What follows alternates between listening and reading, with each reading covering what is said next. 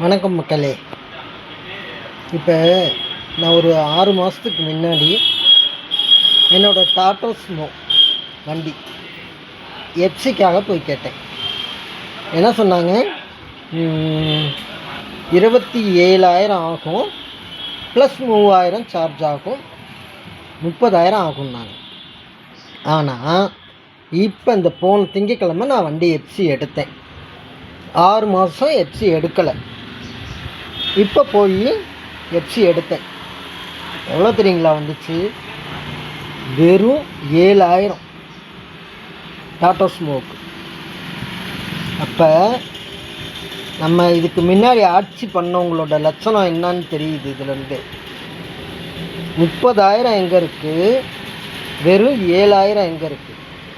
இனிமே எங்கள் வீட்டில் உள்ள அத்தனை ஓட்டுமே டிவிகேக்கு தான். இதுக்கு முன்னாடி நான் யாரோட கட்சியிலையும் நான் இல்லை. ஆனால் இனிமே நான் சாகிற வரைக்கும் டிவிகேவுக்கு தான் போடுவேன். இந்த ஒரு சின்ன விஷயத்தில் எவ்வளோ ஃப்ராடு பண்ணியிருக்காங்க பார்த்தீங்களா? 30,000 எங்கே இருக்குது, வெறும் 7,000 எங்கே இருக்குது? பார்த்துக்குங்களேன் மக்கள், இதுதான் உண்மையான மாற்றம். ஒவ்வொரு கவர்மெண்ட் ஆஃபீஸ்லையும் எவ்வளவோ நிறைய மாற்றங்கள் வந்திருக்கு. வாழ்க விஜய் தம்பி.